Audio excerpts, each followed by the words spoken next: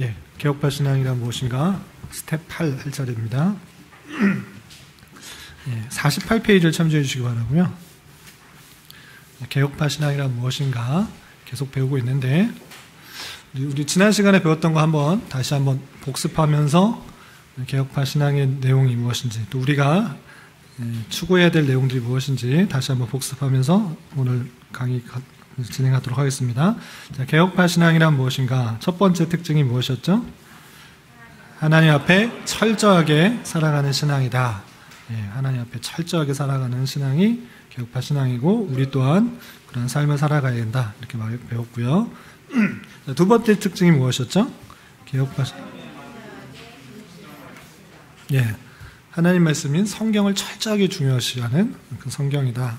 그래서 전성경과 오직 성경의 내용들에 대해서 배웠고요. 또 세 번째 특징, 개혁파 신앙이란 순수한 교리, 철저하게 추구하는 신앙이다. 예, 그래서 성경에 대해서 강조하지만 단순히 성경 그렇게 하는 것이 아니라 그 내용들을 잘 정리한 내용들, 그 교리의 내용들을 철저하게 추구하는 그런 신앙이 개혁파 신앙이다. 이렇게 배웠습니다. 자, 네 번째 특징이 뭐였죠? 네, 하나님 중심주의.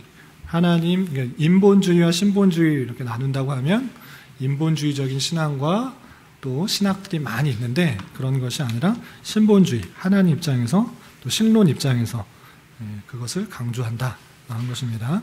그것이 개혁파 신앙의 특징이라는 것을 지난 시간에 배웠고, 이어서 하나님의 중심주의가 무엇인지 또 생각해 보도록 하겠습니다. 여기서 또 어려운 시간이기 때문에 집중해서 안 들으면 계속 잠으로 빠져들 수가 있기 때문에 집중해서 잘 들어주시기 바라고, 어려운 내용이에요. 읽어보신 분은 아시겠지만 이게 무슨 말인가 할 수 있는데, 신앙의 수준에 따라서 또 이해할 범위들, 어린 친구들은 한두 문장 정도 이것을 확실히 좀 잡고 넘어갔으면 좋겠고, 또 아시는 분들은 전체 내용들을 잘 파악할 수 있기 바랍니다. 쭉 읽어나가면서 설명하겠습니다. 제3장, 개혁파 신앙에 있어서 유한은 무한을 포함하지 않는 원리. 무슨 뜻인지 말 자체가 어렵죠.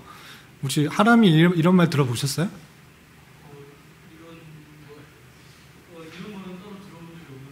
네, 굉장히 심오한 것 같죠? 네, 이게 무슨 말인가? 네? 굉장히 있어 보이죠? 요거를 말할 수 있는 사람은 개혁파 신앙 공부 좀 했다, 진짜 있어 보인다 라고 할 수 있습니다. 그래서 이게 무슨 뜻인지 좀 설명하도록 하겠습니다. 일단 철학적인 말이죠. 개념적인 말이고 철학적인 말인데, 두 개의 원리가 있습니다. 1절 보시면 개혁파가 말하는 원리와 또 루터파가 말하는 원리가 있는데, 우선 개혁파에서 말하는 원리는 유한은 무한을 포함하지 않는다. 포함할 수 없다. 유한은 무한을 받을 수 없다. 이런 표현이 있고, 근데 루터파에서는 유한은 무한을 포함할 수 있다 라는 그런 개념이 있습니다. 이게 무슨 말인가? 이게 좀 무슨 말인지 설명 없이는 도저히 무슨 뜻을 말하고 있는지 알 수 없기 때문에 이 개념이 있다라는 것을 알고 밑에 설명을 좀 살펴보도록 하겠습니다. 우선 2절 보면 루터파에서 말하고 있는 유한이 무한을 받아들일 수 있다, 포함할 수 있다라는 그런 표현이 무슨 말인지 설명해 보겠습니다. 이것은 루터파의 인간론적, 구원론적 관심이 명확하게 나타나며, 구체적으로 루터파의 기독론, 성찬론, 예배론 등에 영향을 줍니다. 기독론을 보면 그리스도의 신적 속성과 인적 속성이 교류를 통해서 인성이 편재할 수 있다고 주장합니다. 즉 성찬에 있어서 인성도 속성의 교류에 의한 편재성에 임재한다고 주장합니다. 이게 무슨 뜻인가 더 어려워질 수도 있는데 이게 설명해 볼게요. 유한, 한계가 있는 것, 제한적인 게 유한이고 제한이 없는 것, 무한한 것, 그런 개념이 있습니다. 그런데 루터파에서는 어떻게 말하냐면 이 제한되어 있는 것도 무한적인 것, 큰 것을 받아들일 수도 있다라고 개념적인 것을 말합니다. 그것이 루터파에서 말하고 있는 그런 주장들인데, 루터파에서 말하고 있는 여러 주장들을 이 문장으로 포함시킬 수 있는 것입니다. 루터파에서 여러 가지 것들을 말합니다. 기독론이나 성찬론, 예배론도 있는데, 이런 것들을 한 문장으로 요약하면 어떻게 할 수 있을까라고 할 때 이 문장으로 요약할 수 있다는 것입니다. 그게 뭐냐? 유한이 무한을 받아들일 수 있다. 이런 것입니다. 이게 무슨 뜻이냐? 이것이 무엇이냐면 예를 들어서 성찬론을 예를 들 수 있다는 것입니다. 그러니까 하나님은 무한하시잖아요. 크시잖아요. 우리가 제한할 수도 없고 생각할 수도 없을 정도로 무한하신 크신 분이, 놀라우신 분이, 사랑도 인애도 자비도 무한하신 그 분이 계시는데, 그분이 사람, 유한정이잖아요. 사람이 무한해요. 언제 가다면 죽고 어디 한 장소에만 있을 수밖에 없잖아요. 그 하나님께서 우리에게 오셨다, 이렇게 받아들이는 것입니다. 이해가 되시나요? 그러니까 그 자체가 의미가 있다는 것이라기보다는 루터파들이 말하고 있는 내용들을 종합해서 이렇게 표현하면 좋겠다라는 것입니다. 그래서 유한이 무한을 받을 수 있다. 놀라우신 하나님, 그 큰 은혜의 하나님, 그 영광의 하나님이 사람에게 오셨다. 유한이 무한을 받아들였다. 이렇게 받아들이는 것입니다.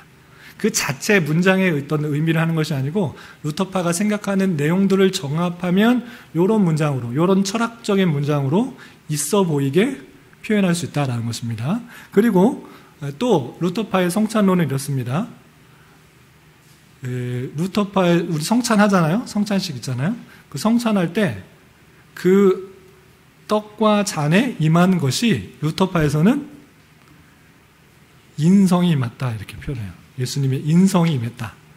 예수님의 신성과 인성이 있으신데 인성이 임했다라고 표현해요.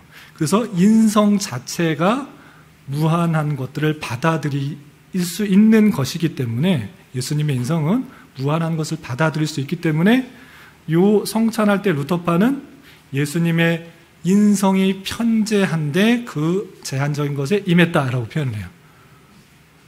예, 다시 한번 설명하겠습니다. 예수님의 인성이 있고 신성이 있습니다. 예수님은 이성 1인격이십니다. 신성과 인성을 함께 계시는 신인 양성 1위이신 분이신데, 더 어려워지나요?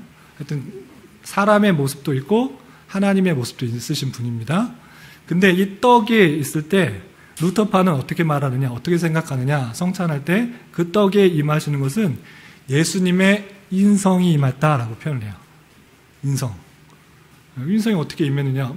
분명히 예수님의 몸과 또 피라고 말했지 않느냐. 그렇기 때문에 실제적으로 예수님의 몸과 피가 임했다라고 보는 거예요. 그렇다면 어떻게 여기에 임할 수 있느냐? 그 무한하신 분이 이 유한한 곳에 있을 수 있다라고 받아들이기 때문에 그렇게 표현할 수 있다는 거예요. 루터파가 말하는 것들이 그런 개념 안에서 설명되지 않으면 이해할 수 없다라는 겁니다. 여기서 루터파는 예수님께서 성찬석에 공제하셨다고 하는데, 공제하셨을 때 그 함께 있으신다라고 하는 그 개념이 신성이 임했다라고 하는 것이 아니라 인성이 임했다라고 표현을 해요. 우리 시온이 이해가 안 되면 바로바로 물어봐요. 나름대로 쉽게 하려고 하는데 어려울 수 있어요. 이 개념 자체가 철학적이고 있어 보이는 그런 개념이어서 어려울 수 있기 때문에 궁금하면 바로바로 물어보시기 바랍니다.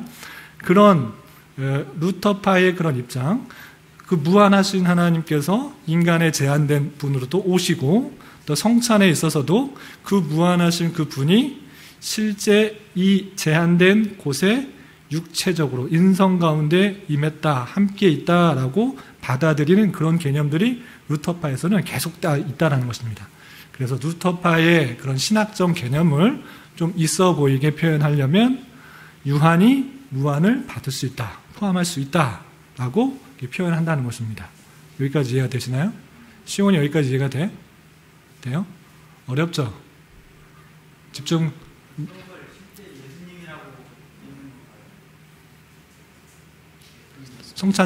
성찬 때 예수님께서 함께 계시는데 그것이 신성이 임했나 인성이 임했냐라고 할 때 인성이 임했다라고 보는 것이 루터파의 입장이라는 것입니다. 루터파에 함께 계시다.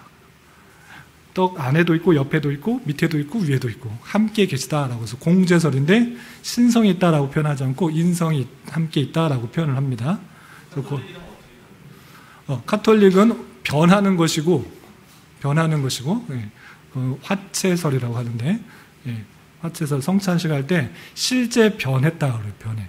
완전히 화학적 성분이 변해서 실제 몸으로 또 그 다음에 피로 변했다고 하는데 그렇게 하진 않고 루터파는 네? 떡과 잔이 사제가 기도할 때 실제 이것은 예수님의 몸으로 변했다. 피로 변했다고 받으려. 저희하고는 다릅니다. 그래서 화채, 실제 피고 실제 살이다라고 기도를 할 때 변했다고 말해요. 물론 그 자체는 떡이지만 예수님의 몸과 떡이 실제로 변했다라고 해서 이것을 신성시하는 것이 카톨릭입니다. 네. 이것을 그래서 일반 성도들이 예수님의 그 고귀한 피를 흘리거나 어떻게 할 수도 있으니까 이 잔을 주지 않아요. 예전에는 줬었는데 흘리는 사람도 있고 함부로 한 사람도 있었기 때문에 성찬식 할 때 그 잔을 주지 않아요. 그리고 잔은 사제들만 하고, 그리고 이거 끝났을 때도 예수님의 몸과 피로 변했기 때문에 이것은 계속 거룩한 거기 때문에 그 다른 곳에 거룩한 곳에 보관을 해요. 이걸 함부로 둘 수 없어요. 변했는데 예수님의 몸과 피를 함부로 우리가 할 수 있느냐? 그렇게 하지 않아. 네. 그렇죠. 성스럽게 생각하죠. 예전에 목사님들은 네. 성전이 교회에 모시는 것들은 다 선물이다라고 말씀을 하셔서 네. 서로 대화해서 못하게 하는 거하고 네. 그렇게 하는 거하고 뭐가 차이예요? 비슷하죠. 비슷해서 문제가 있는 겁니다. 여기는 거룩해서 신발을 벗고 오거나 뭐 이것은 성물이다, 성구다.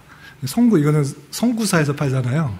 그래서 거룩한 물건이다 이렇게 표현을 하는데 개혁교회에 있어서는 성구라고 표현하는 것이 조금 오해가 많기 때문에 그렇게 표현하지 않는 것이 좋습니다. 거룩한 물건이라고 표현하기보다는 예배에 필요한 물건들, 집기 이렇게 표현하는 것입니다. 네. 네. 여기가 거룩하면 여기도 거룩하다. 여기가 거룩하면 그 앉은 자리도 거룩하다. 이렇게 똑같이 보는 것입니다. 네, 동일하게. 거룩한 장소는 없고 똑같이 하나님께서 역사하시는 곳은 동일하게 거룩하다. 이렇게 표현합니다. 네, 그것이 차이가 있어요. 그래서 이거 뭐 성물 이렇게 표현하기보다는 뭐 성구라고 표현하기보다는 예배 집기, 예배할 때 필요한 어떤 물건이지 그것이 예전의 구약 시대에 제사 드렸던 물건의 성구, 그건 성구죠. 그것은 분명히 성구입니다. 그것은 하나밖에 없는 거고 뜻하는 것을 계속적으로 가리키기 때문에 가리켜주기 위해서 하나님께서 명하신 대로만 만들 수가 있었던 것입니다. 자기 마음대로 만들고 뭐 이렇게 할 수가 없는 것이었고 그대로 나타난 것이었습니다. 그거는 이제 성구, 거룩한 물건으로 해서 구별된 모습이었고 그것은 예수님의 십자가 사역들을 계속적으로 예표할 수, 생각할 수 있도록 한 성구이지만 오늘날에 있어서 예배는 제사가 아니다. 제사도 아니고 여기서 뭐 이렇게 거룩한 물건으로서의 이것이 드러내는 것이 있는 것이 아니다. 이 각도가 이렇게 굽혀져 있고 이게 이렇게 올라가야 되는 이유는 없는 거예요. 그냥 강대 말씀 전하기 편하게 제일 좋게 또는 아름답게 만들어 놓은 물건일 뿐이지 이것이 거룩한 물건은 아니죠. 네. 네. 네, 네, 네, 네. 할 수 있죠. 그렇죠. 신발 벗기로 하고 그런 것도. 네. 그렇게 하는 경우도 있었죠. 네. 상관없어요. 상관없어요. 그런데 강단의 상징성은 있죠. 상징성이 있어요. 하나님의 말씀이 선포되는 것이기 때문에 여기서 맨날 뭐 이렇게 이상한 거 하다가 이렇게 하면 보기가 안 좋기 때문에 좀 막을 수는 있어요. 이렇게 좀 조심할 수도 있고 예배 드리는 처소이기 때문에 꼭 예배 드리는 것과 무관한 일들을 계속하면 조금 그렇게 할 수 있겠죠. 근데 어쩔 수 없는 그런 장소와 형편에 따라서 이 곳이 치워지고 뭐 이렇게 찬양을 하는 곳으로 뭐 율동을 하는 곳으로 쓰여질 수 있는 것이죠. 예. 이 자체가 거룩한 곳이 아니기 때문에. 예. 성찬 얘기하다 거기까지 했는데 성찬에 있어서 이제 루터파는 그 떡에 신성이 아니라 인성, 제한된 것이 임한다 이렇게 표현해서 인성의 편재를 말하고 있습니다.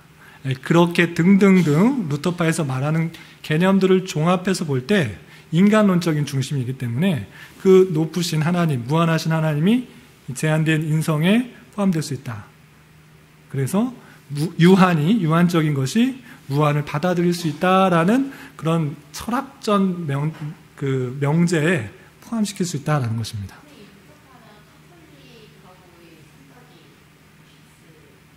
루터파에 비슷하긴 하지만 똑같진 않죠. 카톨릭의 어떤 부분을 말씀하시는 거예요? 네. 그 성찬식에서 말씀하시는 건가요? 성찬식에서 아까 그 구분되는 점이 루터파는 인성이 그곳에 임한다라고 표현해요. 그 성찬, 떡과 잔에 인성이 그곳에 함께 있다라고 표현해요. 함께 있다라고 표현해요. 비슷합니다. 아주 유사합니다. 그런데 카톨릭에서는 그 자체가 변한다고 그래요. 변한다. 네, 그러니까 사제가 기도를 하고 성찬식에 집례를 하고 기도를 할 때 예수님의 살과 피로 변하기 때문에 그 자체가 신성시 되는 것입니다. 근데 루터파는 그 자체에 함께 계셨다가 없어지는 거기 때문에 그것을 자체를 신성시하지는 않죠. 네. 그럼에도 불구하고 인성이 편재한다라고 생각을 하는 좀 차이가 있습니다. 여기까지 이해가 되시나요? 네, 질문 주세요.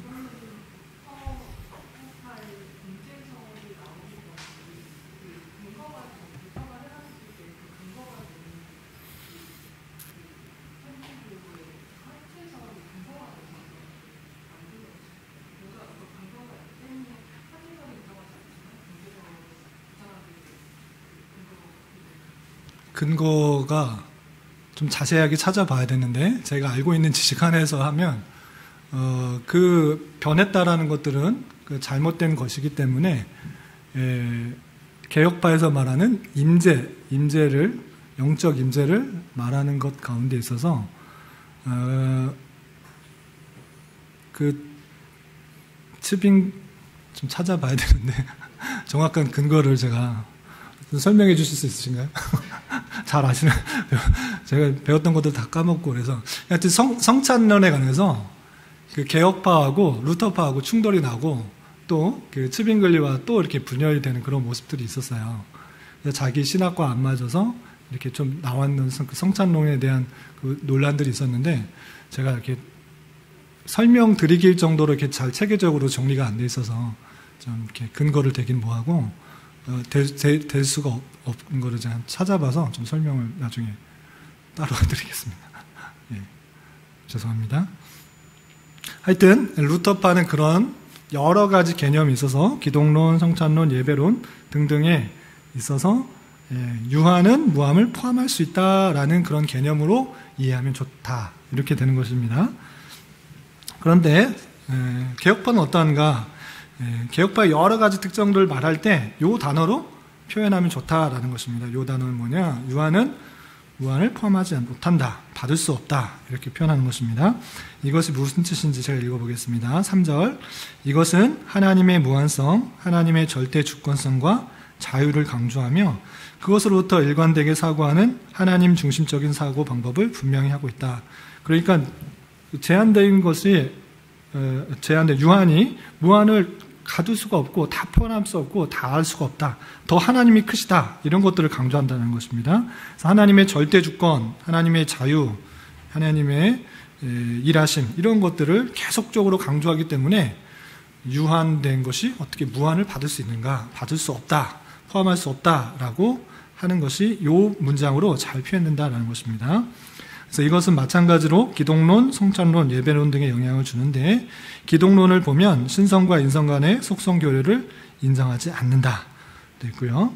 왜냐하면 포함할 수가 없기 때문에 받을 수가 없기 때문에 그래서 성찬에 있어서 그리스도의 인성의 편재를 주장하지 않고 성찬에 있어서 그리스도는 영으로만 임재한다는 것을 주장한다 이렇게 되어 있습니다.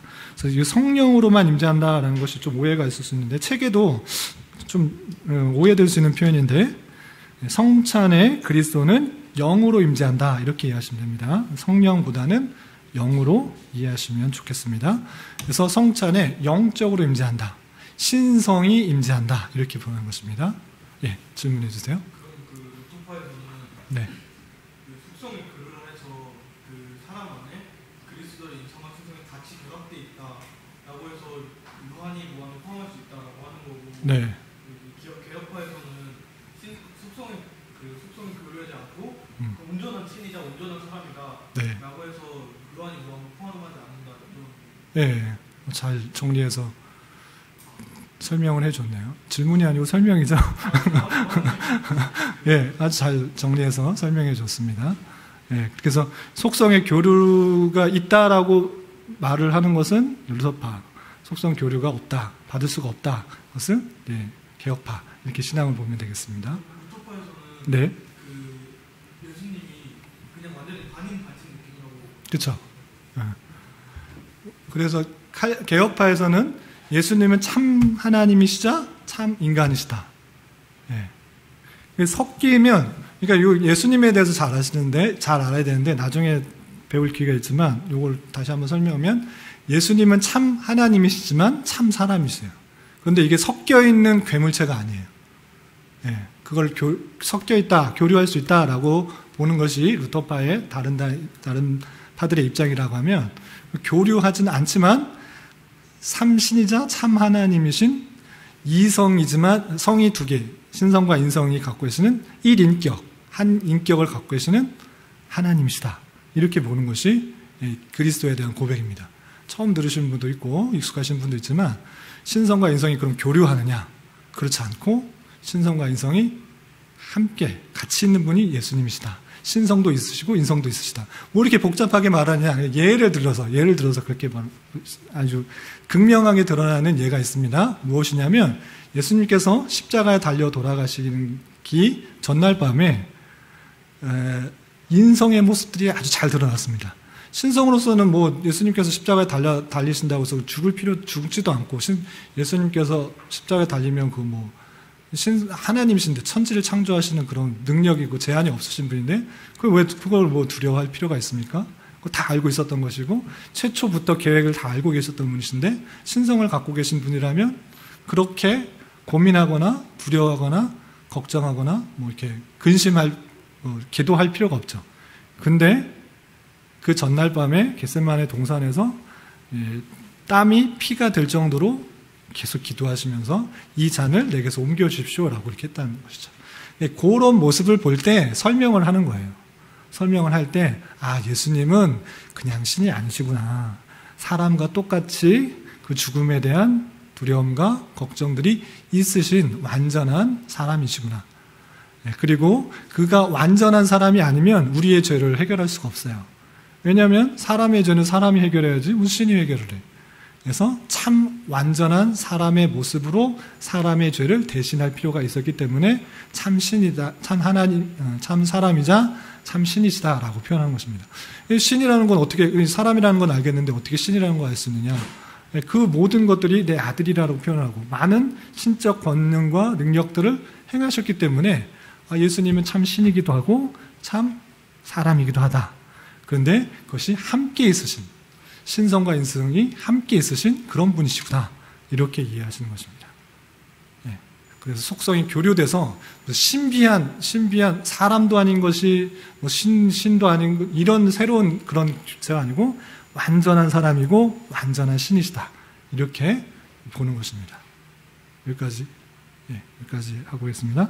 그래서 개혁파라고 말할 때 유한은 무함을 포함하지 않는다라는 철학적 명제로 전체적인 것들을 설명할 수 있다는 것입니다. 그래서 성찬식에서도 성찬의 예를 들면 예수님께서 그 성찬할 때 어떻게 임재하느냐라고 할 때 루터파는 인성이 함께 계신다. 인성이 편재하시기 때문에 교류할 수 있기 때문에 신성과 같이 그런 교류가 있기 때문에 어느 곳에나 계실 수 있는 분이시기 때문에 인성이 임했다라고 표현하는데 우리는 인성이 임했다고 표현하는 것이 아니고 신성이 임했다. 영적으로 임했다. 이렇게 보는 것입니다. 이해가 되시나요? 이해가 돼요? 너무 어렵죠? 성찬식 안 해봤죠? 왜 우리가 성찬식 하냐면 예수님께서 우리와 함께 해주시고 우리에게 영과 육을 회복해 주시고 우리를 위해서 십자가에 달려 돌아가셨다는 것들을 실제적으로 보여주시기 위해서. 그래서 츠빙글리는 그것을 상징적으로만 생각합니다. 나를 기념하라라고 했기 때문에 예수님께서 십자가 달린 것을 기념하는 거다. 나는 올 때까지 이거를 계속 회마하면서 기념하라고 하지 않느냐. 예수님이 이렇게 성찬식 할 때 잔에 떡에 함께 있는 게 아니라 그렇게 했던 것을 기념하고 생각하라는 것이다 라는 것이 이제 스빙글리의 기념설입니다. 우리는 기념이 아니고 실제 그곳에 임하였다. 실제 우리와 함께 계시고 그곳에 진짜 있다, 계시다. 신성이 계시다. 영적으로 임했다. 라고 말하는 것입니다. 이런 차이가 있는 것입니다. 그냥 기념 정도가 아니고 주님께서 우리와 함께 계신다. 영적으로 임재했다. 실제설에 가까운 영적 임재인 것입니다. 이렇게 표현하시면 되겠고요. 4장에 보시면 또 이런 것을 주장할 때 하나님의 주권성과 복음과의 관계를 또 정리할 필요가 있는데, 첫 번째 보면 하나님의 주권성에 대한 추상적 이해의 문제점이라고 해서 하나님의 주권성을 말할 때 단순히 관념적으로 추상적으로 다루거나 사변적인 관심으로 말하게 될 수 있으나 현실성을 근거해서 생각하시는 것이 중요하다 되겠습니다. 하나님의 주권 말할 때 그냥 추상적으로 하나님께서 다 행하신다 이렇게 하는 것이 아니라 그것이 사람에게 실제적으로 나타나시고 이해하시고 역사하시고 복음을 전해주신다. 이렇게까지 생각하고 이해하는 것이 중요하다는 것입니다. 그리고 두 번째 보시면 예수 그리스도의 하나님으로서의 주권성 되어 있는데, 루터인은 죄인으로서 절망적인 인간 존재에 대한 인식으로 출발해서 예수 그리스도 안에서 은혜의 하나님에 대한 발견에 이르렀고, 칼빈의 경우에는 오히려 복음의 하나님으로부터 세상으로라는 사고의 경로를 발전시켰다는 것입니다. 하나님의 주권 가운데 내가 은혜를 받아서 구원을 얻었다, 여기까지만 생각하는 것이 이제 루터파인 것입니다. 하나님이, 크신 하나님이 내게 은혜 주셔서 구원을 받았다, 내가 구원받았던 거 하나님의 은혜다. 맞습니다. 놀라운 그 생각입니다. 그런데 거기까지만 그치는 것이 아니고, 하나님, 더 크신 하나님은 그것에서만 그치는 것이 아니라 구원받게 하신 하나님의 뜻이 있고 목적이 있고 생각이 있으시다. 하나님의 그 크심 가운데 그냥 구원받는 데만 있는 것이 아니다 라고 한 것입니다. 사람에게만 관심이 있다고 하면 내가 큰 은혜를 받아서 구원받았다, 하나님이 대단하시다, 하나님 은혜로우시다, 하나님 자비로우시다, 여기까지 생각하는데, 하나님 입장에서 생각해 보면 왜 구원받게 하셨는가, 왜 나를 구원하셨는가 라고까지 생각함으로 말미암아 하나님의 크신 계획이 있고 구원하시면서 구원하시고 이 세상에 대해서 행해야 될 것들을 보여주셨다, 알려주셨다, 성경을 통해 깨닫게 하셨다, 이런 것까지 생각한다는 것이죠. 그래서 루터파는 예수 그리스도 은혜 안에서 은혜의 하나님, 은혜를 주시고 구원케 하시는 하나님을 생각할 수 있지만, 칼빈에 있어서는, 개혁파에 있어서는 그렇게 복음을 받아들인 입장에 있어서 하나님의 뜻이 무엇이냐, 하나님의 계획이 무엇이냐, 하나님께서 세상에 살도록 하신 이유가 무엇인가 라고 생각하면서 세상으로까지 더 내용들을 발전시키는 특징이 있다는 것입니다. 여기까지 이해되시나요? 네. 세 번째 보시면 복음의 하나님 주권성과 인간의 자유와의 관계. 이것이 제 MDB 논문의 주제이기도 한데, 하나님의 주권성이 고백될 경우에는 한편으로 죄인으로서 철저한 노예의식이 고백된다는 것입니다. 무슨 뜻이냐면, 우리가 구원받는 것이 나의 결단과 내 어떤 것 때문이 아니라 내 선행과 의지와 노력, 결단 이런 것에 있는 것이 아니라, 우리가 죄악되었음에도 불구하고, 죄인임에도 불구하고, 타락했음에도 불구하고, 하나님의 말씀을 순종하지 않음에도 불구하고 하나님의 은혜가 우리에게 임해서 구원하신 것이다, 이렇게 말하기 때문에 하나님의 은혜를 알 때 우리의 의지는 죄로 향하는 노예의지가 있다. 자유의지라기보다는 죄로만 향하는 노예의지가 있다라는 것들을 깨닫게 된다는 것입니다. 하나님의 주권적인 은혜로 구별됐을 때는 내가 깨닫는 것은 나는 죄밖에 짓지 않는 타락한 존재이구나 라는 그런 고백이 있게 되는 것이고, 다른 한편으로는 그리스도 안에 있는 절대적인 은혜와 그 은혜의 하나님의 영광과 주권성에 대한 고백이 있다라는 것입니다. 그리스도께서 은혜를 주셔서 십자가에 달려 돌아가신 말미암아 우리가 그 은혜를 절대적으로 그냥 우리의 어떠한 것 때문에 구원받는 것이 전혀 아니고 오직 하나님의 은혜에서 구원받는 것이고, 그리고 그렇기 때문에 나의 선행, 나의 노력, 나에게 어떤 공로가 하나도 전해지는 것이 아니고 오직 하나님께만 영광이 돌려지는 것이고, 하나님의 뜻과 계획에만 구원이 있기 때문에 하나님의 주권과 영광에 대해만 높여지는 것이다 라는 특징이 있는 것입니다. 좀 어렵죠? 하진이 좀 이해가 돼요? 네? 어렵죠? 네. 그러니까 구원받는 데 있어서 하나님의, 개혁파 교회는 이래요. 하나님의 주권 가운데 구원받는 것이다. 내가 선해서 내가 예수님을 믿기로 결단해서 구원받는 것이 아니고, 내가 착하게 살려고 결단해서 구원받는 것이 아니고, 오직 하나님의 뜻과 계획 가운데 그냥 은혜를 부어줘서, 하나님께서 은혜를 부어줘서 믿게 해주셨다. 그래서 하나님께만 영광이 되어지고 하나님께만 공로가 올려지는 것입니다. 그리고 사람에게 있어서는 자유의지가 있는 것이 아니라, 자유로운 의지가 있는 것이 아니고 계속적으로 죄만 지으려고 하는 노예의지가 있다 라고 이렇게 표현하고 있는 것입니다. 노예의지라는 개념이 좀 그 신학적 용어여서 갑자기 노예의지냐라고 그럴 때, 우리가 웨스트민스터 신앙 고백서를 보면 잘 드러나지만 자유의지가 있는가 라고 할 때 물어볼게요. 우리 시오한테 물어볼까? 시오 들어보세요. 사람에게 자유의지가 있을까요? 없을까요?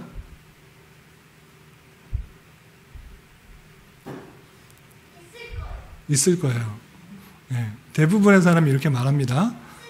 없을 거예요. 둘 중에 하나죠. 네. 그냥 신학적인 용어를 생각하지 않고 자유의지가 있냐라고 했을 때 당연히 자유의지가 있죠. 제가 뭐 물을 마시거나 앞에 서거나 내려오거나 마이크를 이렇게 하거나 뭐 자유롭게 의지를 가지고 행하지 않습니까? 그게 사람이지. 로봇이 아닌 이상 자유의지가 있다라고 표현하는데, 신학적인 의미에 있어서 자유의지는 그런 것을 말하는 게 아니고, 내가 선을 행할 수도 있고 악을 행할 수도 있는 그런 의지가 있는가, 그런 선택을 할 수 있는가를 말하는 것입니다. 여기까지 이해가 돼요? 네. 그럴 때 그 선을 행할 수도 있고 악을 행할 수도 있는 사람 같아요? 아니면 악을 행하기도 하는 사람 같아요? 악만 행하는 사람 같아요? 네, 거기에서 입장 차이가 나는데, 선과 악을 스스로의 결단으로 행할 수 있는 사람은 오직 아담과 하와에게만 있다는 것이 성경의 견해입니다. 개혁파의 입장입니다. 네, 선을 행할 수도 있고, 그러니까 하나님께서 말씀하신 대로 선악을 알게 하는 나무의 열매를 따먹을 수도 있고 안 따먹을 수도 있는 그런 선택이 있다. 선택할 수 있는 그런 의지가 있다. 자유의지가 있다라고 말하는 것은 아담과 하와에게만입니다. 그리고 거기까지, 거의 신학적인 의미에서 자유의지는 아담과 하와만 있다라고 하고, 아담과 하와가 죄를 지어서 타락했기 때문에 모든 의지에 있어서 타락한 사람은 스스로의 힘으로 선과 악을 선택할 수 없다라고 하는 것이 개혁파의 입장입니다. 그러면 내가 지금 이거 선을 이렇게 하는 거, 착한 일 하고 봉사하는 거 선하는 거 아니냐? 그런 선일 수도 있고, 내가 마음대로 할 수 있는 거 자유의지를 갖고 있는 거 아니냐? 이렇게 말할 때 신학적인 의미에서 선과 악을 행할 수 있는 그 사람은 아담과 하와였고, 그 이후에 타락한 모든 백성은 성경 표현에 의해서 모든 사람이 죄를 지었음에 하나님의 영광에 이르지 못하더니, 모든 사람은 다 타락했다는 그런 표현에 의해서 모든 사람들은 스스로의 힘으로는 선을 행할 수 없다라는 것이 전적 타락의 입장입니다. 스스로의 힘으로는. 거기까지가 성경의 표현에 의해서 입장이 정리된 그런 내용입니다. 그래서 선을 행할 수 있는 것이 아니라 자유롭게 악을 행하는 데 기울었다라는 표현에서 그 의지를 표현할 때 자유의지라고 표현하지 않고 노예의지라고 표현한 것입니다. 노예의지. 계속적으로 악을 행하려고 하기 때문에. 그렇지 않은 그런 사람 없습니까? 그냥 악한 사람도 있고 좀 선한 사람도 있지 않습니까? 라고 반문할 수 있는데, 구약 성경 우리가 예레미야를 통해서도 보고 이사야서를 통해서 보고 계속적으로 보는 건 뭐냐면, 인간은 선하지 않다. 인간은 다 타락했다. 아무리 기회를 줘도, 아무리 말씀을 줘도 그 스스로의 힘으로는 구원받을 수 없는 것이 인간이다라는 것들을 구약 성경이 보여주는 거예요. 인간의 힘이 아니고 오직 예수 그리스도를 통해서 구원을 얻는 것이다를 보여주는 것이 구약 성경이라고요. 어떤 왕이 와도, 어떤 뛰어난 다윗과 같은 선한 왕이 와도 그조차 타락하고 부패하고 범죄하는 사람이다. 어떻게 사람이 계속적으로 선지자들이 와서 그 사람들에게 깨우치고 순종하고 하나님 말씀만 따라라 계속적으로 말해도 그러는 것 같아 보이지만 여전히 부패하고 타락하고 하나님도 섬기고 우상도 섬기고 내가 하고 싶은 대로 하는 것이 인간이다. 타락한 인간의 모습을 보여주는 것이 구약 성경의 전체 모습이라는 것이죠. 그래서 한편으로 말해서 선한 자가 갖고 있는 그 사람의 행동이나 마음은 하나님이 주셔야 그렇죠. 그걸 말씀드리거든요. 그렇게 도덕적으로는 선하게 할 수 있습니다. 그런데 그 마음 깊은 곳에 있어서 하나님 보시기에 그것이 합당한가? 도덕적으로는 선할 수 있지만 하나님 앞에서는 선하지 않다는 것이죠. 그래서 그 타락한 아담과 하와의 모든 일의 모든 인간은, 혈육적으로 태어난 모든 인간은 하나님의 뜻을 스스로는 순종하고 따르지 않는 타락한 모습이고, 온전히 하나님께만 은혜 주셔야지만 그 뜻을 조금이나 따를 수 있다라는 것입니다. 그래서 노예 의지라고 표현하고, 그리고 여러분들이 갖고 있는, 그럼 난 로봇이냐, 노예 의지가 없냐, 자유롭게 행할 수가 없냐 라고 했을 때 그것을 분리하기 위해서 또 신학적 표현이 또 등장합니다. 자유의지가 아니고 의지의 자유, 같은 거 아니냐. 그것을 피하기 위해서 쓰는 표현입니다. 의지의 자유가 있는 것입니다. 자유의지가 있는 것이 아니고 의지의 자유가 있어요. 그래서 여러분들이 지금 갑자기 목사님의 강의가 듣기 싫어서 바깥으로 나갈 수도 있고, 졸려서 잘 수도 있고, 그냥 뭐 펜으로 그림 그릴 수도 있고, 그런 마음대로 할 수 있잖아요. 그 제가 뭐 시키지 않아도 여러분들이 하고 싶은 거 하잖아요. 그런 의지가 있는 거잖아요.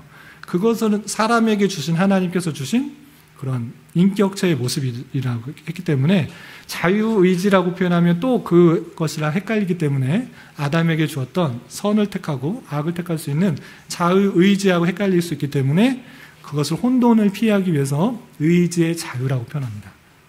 의지의 자유에 따라서 여러분들이 마음대로 행할 수 있습니다. 로봇가 아니기 때문에.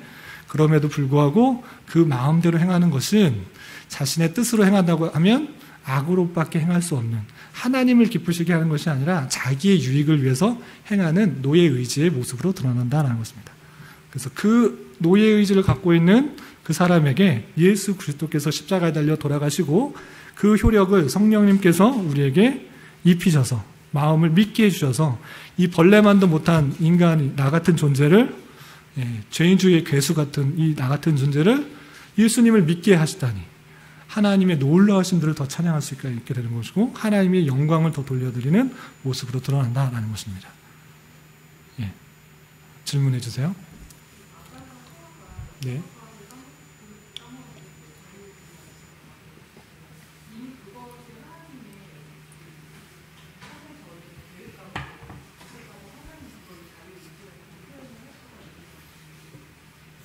하나님 계획 가운데 있음에도 불구하고, 이제 인간의, 하나님의 주권과 이제 인간의 자유의지가 납니다. 같이 엇물려서. 모든 것이 그 아담과 하와도 그 따먹는 것조차 하나님의 계획 가운데 있다고 그러면 그게 무슨 자유의지입니까? 어차피 하나님의 계획 아닙니까? 뜻 아닙니까? 이렇게 표현될 수 있잖아요. 그리고 우리가 지금 뭐 이렇게 다 행하는 것도 하나님의 예정 가운데 모든 것이 다 되어 있다고 그러면 우리가 무슨 자유의지입니까? 의지의 자유입니까? 그냥 로봇과 똑같은 것이 무슨 상관이 있습니까? 이렇게 표현될 수 있는 거잖아요. 같은 의미로 좀 확장해서 설명하겠습니다.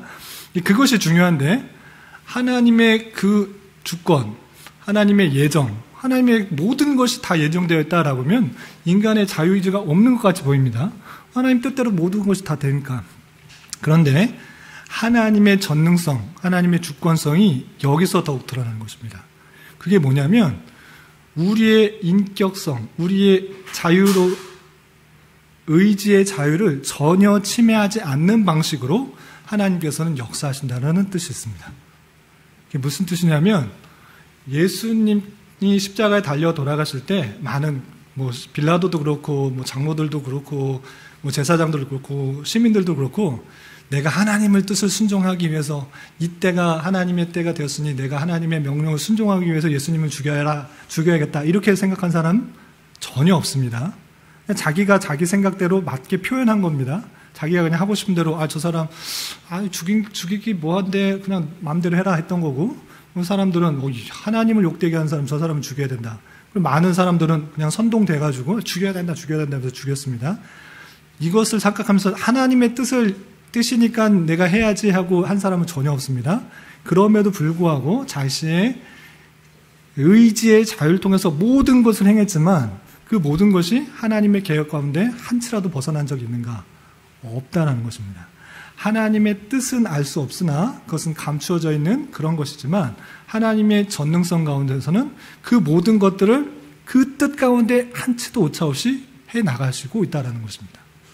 사람의 자유를 전혀 침해하지 않지만, 사람의 의지를 전혀 침해하지 않지만 그 행한 모든 것들이 하나님의 그 놀라운 계획과 뜻에 벗어나는 일이 있는가 없는가? 없다. 그 모든 것조차 하나님의 계획과 주권과 능력 가운데 있다라고 보는 것이죠. 그래서 하나님의 그렇게 어떻게 되는가?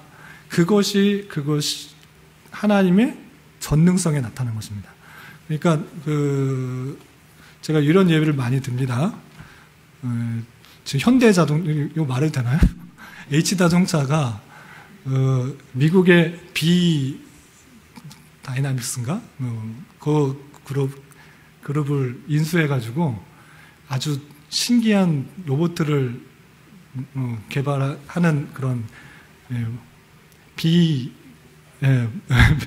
다이믹스 그 그룹 인수해가지고 현대자동차가 이제 앞으로 더 이제 개발하려고 그러는데 그 보신 적 있으세요? 그 기계가 춤도 추고 BTS랑 춤도 추고 막 이렇게 사람을 밀어도 그냥 벌떡벌떡 일어나고 진짜 사람같이 행동하는 그런 업체거든요. 진짜 잘 만들었다 이렇게 말하는데 그것이 잘 만들면 잘 만들수록 생각해야 되는 것이 뭐냐면 저 로봇 진짜 대단하다라고도 할 수 있지만 그 만든 회사가 어떤 회사냐? 정말 잘 만들었다. 정말 기술 세계에서 최고다. 저 회사 진짜 최고다. 이렇게 높여지는 거잖아요.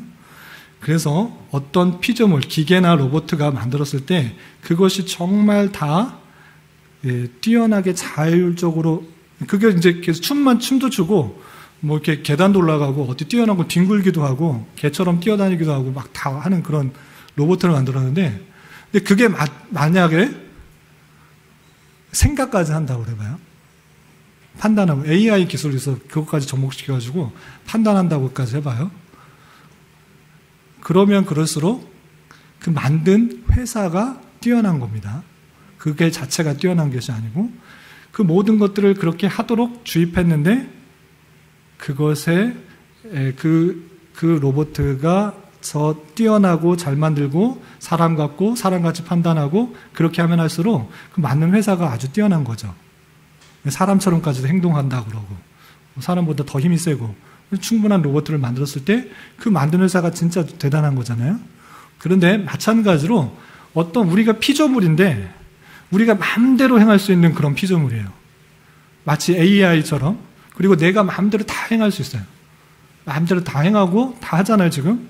의지의 자유를 가지고 먹고 자고 눕고 뭐 공부하고 예배하고 다 하잖아요. 그렇게 행하는데 그것이 만든 사람이, 만든 자가, 창조자가 모든 것을 다 알고 있는 그 범위라는 거예요. 그렇다고 하면 사람이 뛰어나는 것이 아니라 하나님의 뛰어남이 더 높여지는 거죠. 인간의 자유로운 의지를 하나도 꺾지 않고 인격성을 가지고 있는 존재를 만드셨는데 내가 마음대로 다 하는 것 같아 보이지만 그 모든 하나님의 계획, 하나님의 뜻, 하나님의 작정, 하나님의 여정에서 전혀 벗어나지 않는 범위로 행하고 있다고요. 아담과 하와가 내가 따먹고 싶어서 따먹었는데 물론 유혹을 받아서 사탄의 유혹을 받아서 따먹은 거지만 내가 한 것 같은데 하나님이 모르시지 않으셨다고요. 하나님이 그럴 걸 다 알고 계셨다고요. 그리고 그것을 따먹기도 전에 이미 그 택하신 백성을 얼마나 사랑하시는지를 알려주기 위해서 예수님의 십자가 사건도 예비하셨다고요. 모르고 어쩔 수 없이 얘네들 정말 말 안 듣네. 내가 이렇게 안 지웠는데 얘 그냥 타락해서 어쩔 수 없이 이제 예수님 보내셔가지고 구원해야겠다. 이런 것이 아니라고요. 태초부터 다 계획이 있더라는 것이죠. 그 하나님과 전능성과 주권이 계속적으로 높여지는 것이고 또 인간이 그럼에도 불구하고 의지의 자유는 전혀 해치지 않은 방식으로 복음을 받아들이고 또 결단하고 나아가는 식으로 나타난다라고 이해하시면 되겠습니다. 혹시 남지사님 하실 말씀 있어요? 여기까지고요. 뒤에 보면 그 51페이지에 웨스트민스터 신앙고백서, 제 말이 아니고 제가 자유의지 없다 이렇게 말하는 것이 아니고 신앙고백서에 다 있는 내용이에요. 우리가 이것 기초적인 거 다 끝난 다음에 웨스트민스터 신앙고백서 1장부터 쭉 배울 텐데 웨스트민스터 신앙고백서 9장에 보면 자유의지에 대해서 표현하고 있습니다. 그래서 1절을 보면 하나님께서 인간의 의지에 선척적 자유를 부여해 주셨기 때문에 그 의지는 선이나 악을 행하도록 강요하거나 어떤 절대적인 필연에 의하여 결정되지 않는다라고 표현하고 있습니다. 이것이 최초의 인간인 그런 아담과 하와의 상태에 있는 것입니다. 2절에 보면 인간은 무자연 상태에서는 하나님 보시기에 선하고 그가 아주 기뻐하시는 것을 원하며 행할 수 있는 자유와 능력을 소유하였으나 아직 가변적이어서 인간은 그 상태에서 타락할 가능성이 있었다라는 것입니다. 아담과 하와에 대해서 계속 설명하고 있고요. 인간은 타락하여 죄의 상태에 있음으로 말미암아 구원에 수반하는 영적 선을 행하고자 하는 모든 의지력을 완전히 상실했다. 타락하여 죄의 상태에 있으므로 영적 선을 행하고자 하는 모든 의지력을 완전히 상실했다. 이 표현에 의해서 인간에게는 자유의지가 없다라고 표현하는 것입니다. 그래서 이 의지가 없다. 그럼 무슨 의지냐? 그럴 때 노예의지다. 이렇게 신학적 용어로 표현하는 것입니다. 노예의지. 죄만 지으려고 하는 의지. 자신만 생각하고 자신의 유익을 위해서 살아가는 의지. 이걸 표현하는 것입니다. 그래서 자연인은 영적 선을 전적으로 싫어하고 죄로 죽어있기 때문에 그 자신의 힘으로는 자신을 회개시키거나 또는 회개에 이르도록 준비할 수가 없다. 우리 스스로는 그렇게 할 수 없다. 표현하고 있는 것입니다. 하나님께서 그 죄인을 회개시켜 그의 은혜의 상태로 옮기실 때 하나님은 그가 당하고 있는 죄의 속박에서 자유케 하신다. 그리고 오직 하나님의 은혜로만 영적으로 선한 것을 그가 자유롭게 결심하며 행할 수 있게 하신다. 하나님이 은혜로 선하게 하는 것이다. 아까 말씀하신 것처럼 하나님 은혜가 주셔서 내가 선을 하는 거지 내가 선을 행할 수 있는 그런 힘이 있는 것 아니다. 표현하고 있는 것입니다. 그렇지만 남아있는 부패로 인하여 선한 것만 전적으로 결심하지 못하고 악한 것 또한 결심한다. 우리는 여전히 죄성이 있기 때문에 죄 가운데 빠지기도 한다라는 것입니다. 그래서 인간의 의지는 오직 영광의 상태에 이를 때에만 전적으로 그리고 한결같이 자유로이 선만을 행할 수 있게 된다. 그래서 우리가 악을 행하지 않고 선을 행하는 것은 이 땅에서 이루어지는 것이 아닙니다. 이 땅에서 온전한 선을 이룰 수가 없습니다. 완전한 성화에 이룰 수 없습니다. 그것은 언제 가능한가? 영광에 이르는 상태. 쉽게 말해서 죽어서만 완전한 성화에 이르게 되는 거고 그때 온전히 하나님을 배웠고 자유롭게 선을 행할 수 있는 그런 모습에 이르게 된다. 이렇게 표현하고 있는 것입니다. 그 앞에도 벨직 신앙고백서와 스코틀랜드 신앙고백서 보면 같은 표현이 있습니다. 자유의지에 대해서 선과 악을 행할 수 있는 그런 의미에 대해서 설명되고 있습니다. 여기까지 해서 네 번째 특징이 무엇인가? 하나님 중심주의를 철저하게 추구한다. 사람에게 어떤 관심을 두기보다는 하나님의 전능과 주권과 영광, 뜻, 예정, 하나님의 은혜 이런 것들이 잘 드러나 있는 것이 개혁파 신앙인 것입니다. 이른바 다른 신앙들은 내가 구원받는 것에 관심 있고 내가 은혜 받는 것에 관심 있고 물론 그것도 중요한 것이지만 그것으로 끝인다고 하면 하나님에 대해서 절반만 아는 것이다. 하나님께서 왜 구원해 주셨는지를 또 알아야 되고 구원하신 다음에 어떤 삶을 살아야 되는지 충분히 알아야 되는데 그런 것까지 함께 생각해야 되는 것이고 내가 구원받는 것조차 내 의지, 내 판단, 내 결단 이것 아니다. 말씀에 잘 살펴봐라. 인간은 전적으로 타락했지만 하나님께 은혜 주셔서 구원받는 것이고 하나님의 그 크신 은혜 가운데 내가 구원받는 것이고 또 하나님께만 영광이 돌려지는 것이다. 이렇게 이해하시고 넘어가시면 되겠습니다. 네, 혹시 궁금하신 거 있으시면 시호 질문? 조금만 크게 말씀해 주세요.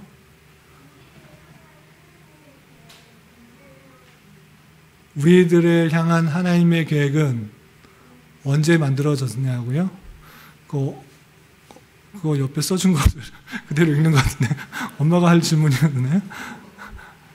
우리를 향한 하나님의 계획은 언제 계획됐냐고요? 태초 이전에 다 계획됐죠.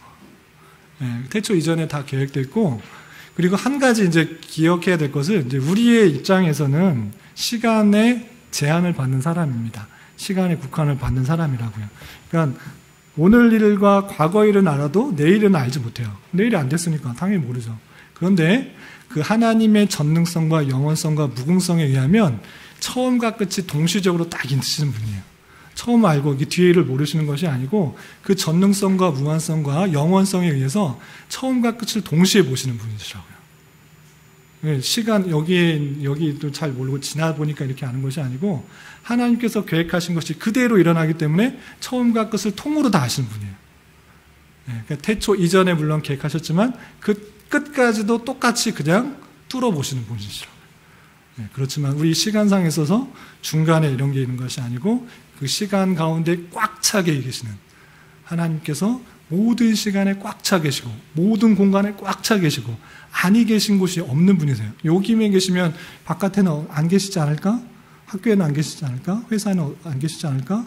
바다에는 안 계시지 않을까? 이런 것이 아니고 하나님은 이 나라에 이 세상에 어디 계십니까? 라고 묻는 것이 아니고 이 세계가 하나님 안에 있는 거예요.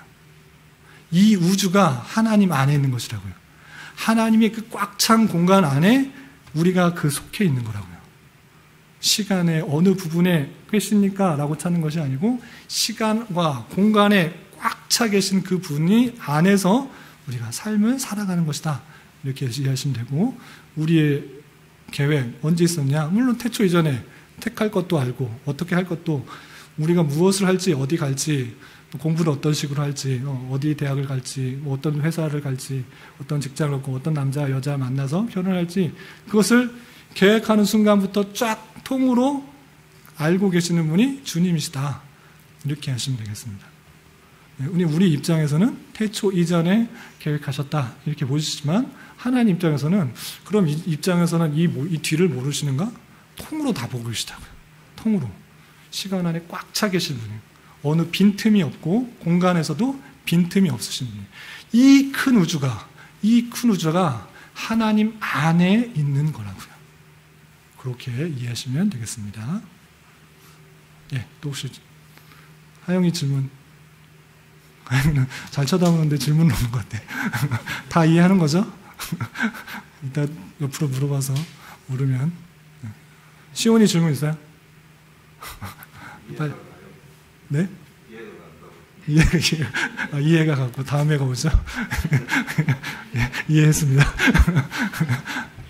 그래서 강 집사님 뭐 특별하게 하실 말씀 없어요? 네. 그리고 그냥 평소에 그냥 궁금한 거 말씀 요 가운데 말고도 그냥 궁금하신 거 이렇게 물어보셔도 되고, 지난주에 이종준 교수님하고 그냥 식사한 적이 있었는데 그걸 여쭤봤어요. 그때 김은미 집사님이 여쭤보셨나? 일본에는 개혁파 교회가 얼마나 되고 성도는 얼마나 됩니까? 그래서 제가 답변을 못해가지고 이종준 교수님 식사할 때 한번 여쭤봤거든요. 이종준 교수님 말씀하시기로 교회 수는 한 130여 개 교회가 된대요. 그리고 성도 수는 8,000명 정도 된대요. 개혁파 교회, 고베 신학교회 그 신학을 하는 개혁교회는 한 130개 교회, 성도 수는 8,000명. 그런데 그 교회에서 크진 않잖아요. 우리 그 대신교단 지금 좀 분열돼서 좀 작아지긴 했는데 1,200교회 정도 된다고 그렇게 합니다. 그것에 비하면 뭐 상당히 작음에도 불구하고 그 교회에서 그 고베 신학교회를 후원하고 또 세우고 목회자를 세우는데 아주 열심히여서 교회가 계속적으로 그 신학교가 운영이 된다고 그러고, 요번에 또 안사시대인데 김치선 목사님이 한국 최초의 신학 박사학위를 따신 분이십니다. 그분이 어디서 공부하셨냐 들어보니까 고베 신학교에서 하셨다고 그러더라고요. 고베 신학교에서 신학을 배우고 신학 박사. 주제는 뭐였는가? 모세오경의 정경성 연구. 그때 당시에 자유신학자들에 의해서 모세오경이 어떻게 모세 거잖아. 모세 태어나기 전에 있는 내용들을 어떻게 모세가 다 아냐 하면서 정경성을 계속적으로 비판하는 글들이 많이 또 쏟아졌는데 그것과 관련하여서 모세오경은 모세가 쓴 것이다라는 것들을 변증한 논문이셨다고 하더라고요. 그래서 구약학에 해당되는 논문이지만 내용적으로는 조직신학에 해당되는 변증론이기 때문에 그렇게 해서 논문은 구약학에 아니면 구약 박사 학위를 받으셨지만 그 논문 자체는 그 성격상 조직신학적인 내용이 담겨 있고 그리고 그분이 오셔서 개혁신학의 내용들을 잘 배우셨지만 말씀드린 것처럼 개혁신학이 이런 거니까 이런 거 하나님의 주권과 예정과 그런 것들을 강조하기보다는 이분이 오셔서 처음 우리 초기였기 때문에 신학에 있어서 그런 개혁신학의 내용들, 개혁신학의 교회론, 신론 이런 것을 가리키는 게 아니고 복음 전파, 구령의 열정, 28,000 동네에 가서 복음을 전하고 교회를 세우는 것에 최고의 목적을 두셨다고 그래요. 그래서 그런 것들을 가르치자보다는 잘 생판 모르는 사람이니까 바울사도처럼 그리스도와 십자가를 전하기에 힘쓰신 거예요.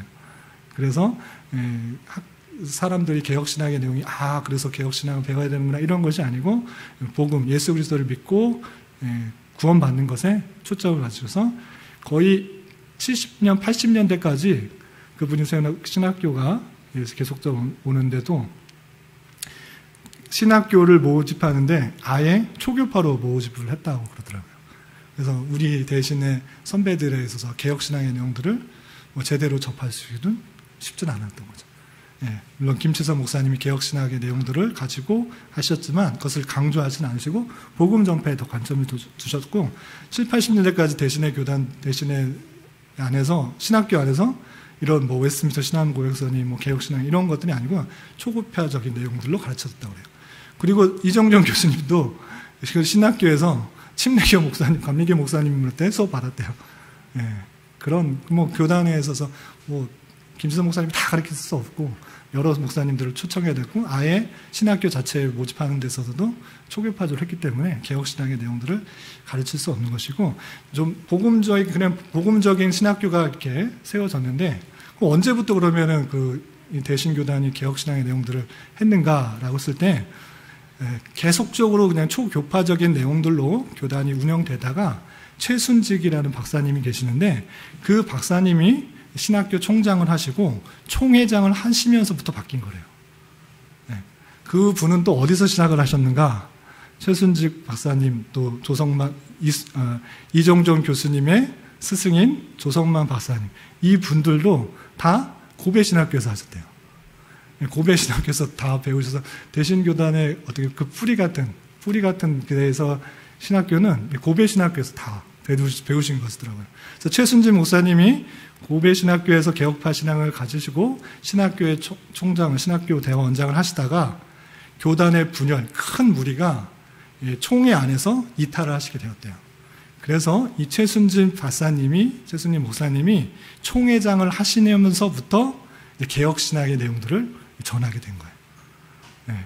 그 이전에는 그냥 개혁신학의 내용들은 배우신 분이 교단을 세우고 했지만 별로 이렇게 중요하게 생각하지 않고 최순진 목사님이 이제 신학교 원장과 총회장이 되신 이후부터 이분이 개혁신학의 내용들을 배웠기 때문에 근본주의적인 신학도 물론 보이시지만 개혁신학의 내용들을 이제 내가 배운 거고 이게 맞다 생각했기 때문에 교단 안에 교단 선언으로 교단 신학교에서 가장하게 펼쳤던 것이죠. 그래서 73년, 74년경에 교단 선언문으로 아예 우리는 개혁신학을 따른다라는 내용들이 정해지게 되고 그것 아래서 물론 그것을 다 따른다고 했지만 그걸 가르치는 것도 이제 다양한 신학교 교수님들 계시고 잘 가르쳐지지도 않았기 때문에 교단 노선이 그렇게 정해지고 그거 안에서 개혁신학의 내용들을 조금씩 배워오던 차에 웨스트민스터 신앙고백서나 여러 가지 개혁신학의 내용들 또 다른 데서 공부하신 교수님들이 오셔가지고 교단의 신학교들을 세운 것이다 이렇게 알게 되었어요. 그래서 그러면 고베 신학교하고 대신교단은 되게 밀접하게 초기에 밀접하게. 이종종 교수님도 고배신학교, 최순진 목사님도, 또 조성만 목사님도, 그다음에 김치성 목사님도 다 고배신학교에서 영향을 받았더라고요. 그래서 그 신학교의 그 개혁파 신앙들을 초기 목사님, 교단의 목사님들이 배우셨고 자리 잡고, 그 후에 이제 또 독일에서, 미국에서 여러 가지 신학교, 개혁 신학교를 내오신 분들이 또 우리 다른 교단이시지만 우리 교수를 하시면서 개혁 신학의 내용들을 조금씩 알아갔던, 그렇게 보시면 돼요.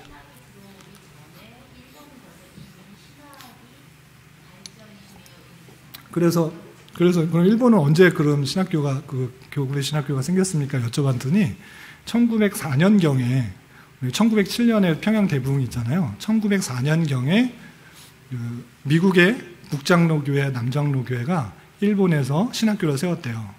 북장교회, 남장교회. 어차피 장로교회이기 때문에 개혁파 신학을 갖고 있었던 거죠.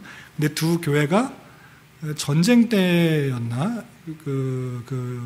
그때 두 교회가 합쳐서 고배신학교가 됐대요. 그 북장로교회, 남장로교회가 합쳐져서 이제 그 신학교회가 고배신학교가 되고, 그 신학교가 계속적으로 이어졌다, 이렇게 말씀을 하시더라고요. 그 분의 그 학교의 영향을 받아서 여러 학자들이 넘어가서 신학을 배우고 대신교단의 영향을 많이 주었던 것으로 이해하시면 되겠습니다. 60년사. 네, 그 책을 쭉 읽어보시면 더. 네. 네. 네. 네. 네. 네. 네. 잘 못 들었어요. 재밌어 말씀하신 것 같은데 잘 못 들었어요. 마스크를 쓰고 계셔가지고. 네. 네. 네. 네. 네. 거기 대신교단 60년전에서 과거, 현재, 미래 이렇게 되어 있는데, 과거 부분을 읽으면 이은선 박사님하고 김지훈 목사님이 쓰신 것이, 그러니까 그거 잘 정리하시면 될 것 같고, 또 이종종 교수님 계획을 들어보니까 앞으로 올해 안에 김치선 목사님의 유학부터 해가지고 돌아오셔서 대신교단을 어떻게 세웠는지를 완전히 일대기로 해서 책을 내시려고 하는, 지금까지 연구하셔서 논문 작성만 6편을 내셨대요. 이제 일본에서의 그런 내용들이 잘 정리가 안 되어 있는데, 그것만 이렇게 정리해서 논문으로 해서 7편을 딱 하면 우리 교단에 처음 이제 만드신 김수선 목사님에 대해서 완전히 정리가 돼서 책으로 나오게 된다, 이렇게 말씀을 해주시더라고요. 네. 그래서 우리 대신교단이 이제 개혁신앙의 내용들을 배운 지, 교단 선언은 됐지만 또 역사는 길지가 않다, 이 정도로만 이해하시고, 우리는 하나님의 특별한 은혜를 받아서 성경 말씀을 성경 말씀대로 잘 배울 수 있는 기회를 얻었다. 다른 사람들은 하나님의 섭리 가운데 전혀 듣지 못하고 그렇게 하는 경우도 있지만, 특별한 은혜를 받은 것에 대해서 감사하고, 또 남을 판단하고 정죄하고 누가 맞았는지 틀렸는지, 우리 오전 설교 말씀처럼 어떤 선생님 좀 잘못됐다 이렇게 판단하고 하지 말고, 우리가 받은 은혜에 대해서 감사하며 또 하나님께서 다 판단하시고 하실 것을 기대하면서 우리에게 맡겨준 애들을 잘 감당하면 좋겠습니다. 예, 여기까지 할까요? 예, 기도하고 마치겠습니다. 하나님 아버지, 감사합니다. 오늘 개혁파 신앙의 4번째 특징에 대해서 살펴보았습니다.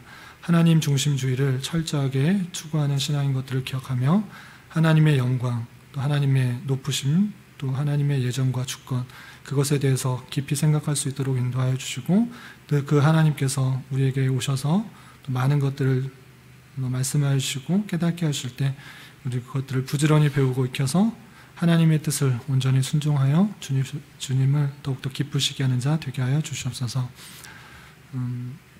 교회의 다양한 형편 가운데 있는 여러 성도들, 주님께서 그 상황과 여건과 또 기도 제목을 아시오니 주님께서 함께하여 주셔서 그들을 위로하여 주시고 붙들어 주시고 세워주셔서 온전히 하나님의 일하심을 잘 발견할 수 있는 성도들 되게 하여 주시고, 주님께서 함께 섬기도록 부르셨사오니 주님의 한몸된 교회를 이루어서 주님께서 원하시는 뜻을 잘 이루어 나가는 교회로 날로 날로 성장하게 하여 주시옵소서.